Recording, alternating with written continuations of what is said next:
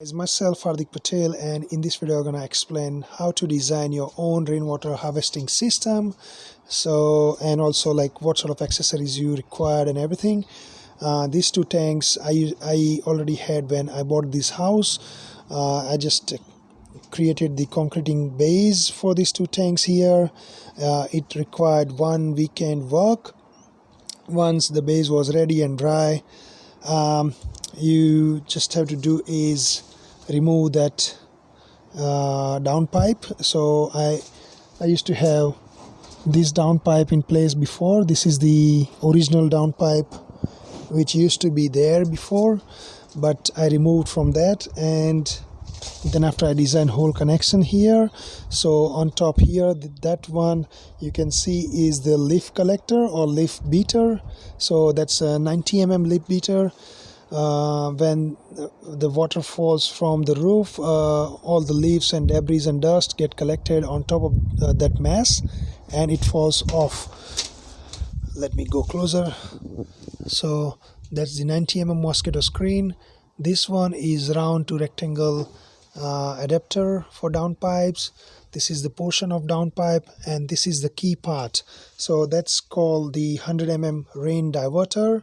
So what it does is when the rainwater goes through this pipework, it diverts the water from this hose to the tank.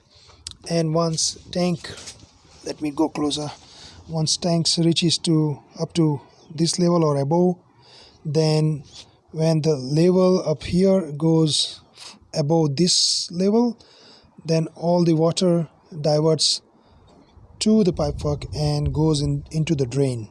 Okay, now the other connection you need is, so this rainwater diverter requires the 25 mm the hose connector, and then hose adapter. You connect the hose here, hose adapter, hose connector. That's the 25 mm female outlet. I connected from inside the tank, so you can see it comes out. I connected properly so it won't be any leak.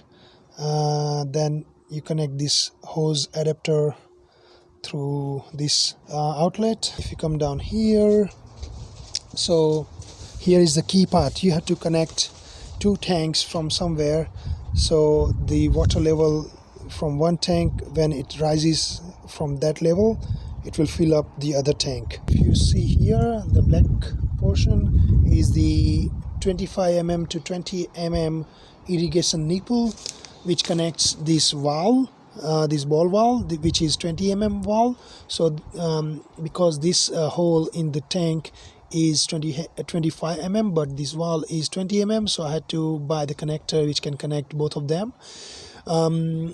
This ball valve has female outlet of 20 mm, so I had to buy another irrigation nipple with 20 mm to 20 mm, which can 20 mm to 25 mm, which can connect the hose adapter, and both hand it gives the same accessories. So now why I connected this way, because in case in future if I want to isolate this tank and want to work on this tank only, what I can do is simply I can disconnect this portion by just closing the tap, disconnect easily. So like this, now both are isolated. Now if I remove slowly, no water will come out, and now both are disconnected. Now even though I disconnected this tank from that one, still I can use the water from that tank, so all good.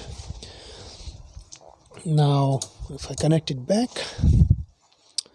here you can see the that's the 20 mm female outlet, that's the black one, which connects the 20 mm valve, which connects the one of the Ozito 9-piece kit accessories. That's the flexi hose, which is 400 mm long. Both side it has 25 mm outlets, which connects to the pump, and from the pump here I have the elbow, female elbow, which connects the adapter, 25 male adapter. All the joints I use the Teflon tape in order to avoid any water leakage. And here we go, everything was cool and ready to use. Let me just open these two valves, so in case there would be rain, then it will collect enough water in both tanks. Show you another thing. So you can see the level of both tanks. So water level up there, water level up here is pretty same, like both are getting enough amount of water in the same level at the same time once it reaches to that level. Only disadvantage of this kind of system is from this tank, which is the side tank, not the main tank, you can't use the water below this level. Once this tank reaches up to this level, now this pump is automatic pump. You just turn it on. Once you turn it on, it will be ready to use. So you can see if it's not being used for a long time, then just restart from here. Once it's restarted, wait for a few seconds, let it turn off automatically. If you don't use any water, it will turn off automatically like this. And then when you start using the water, it will turn on by itself. And once I finish using the water like this, look at here, after a couple of seconds the pump will turn off itself like this. That is the best advantage of this pump. So I hope you enjoy watching this video, guys. I hope you might have got some inspiration how to connect the rainwater harvesting tanks by yourself. It's not a big deal, like it's not a rocket science. You just need to prepare everything in advance, so you can avoid wasting a lot of time going back and forth to the hardware store. It's a one weekend job. Just spend your weekend,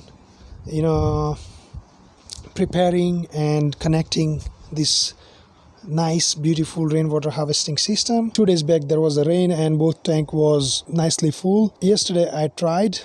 I spent more than half an hour using the water out of that hose, and the water level is only up to this mark.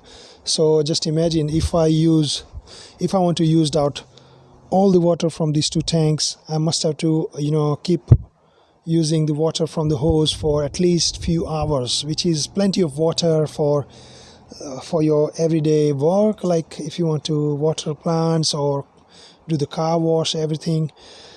It's plenty. So hope you enjoy watching this video, guys. Please feel free to subscribe this channel for more videos, and also please like this video if you liked it, and share this video on your Facebook. If you have any questions or concerns or suggestions, please feel free to comment me in comment box below, and I'm happy to answer you as soon as possible. Thanks for watching. See you next time. Bye bye.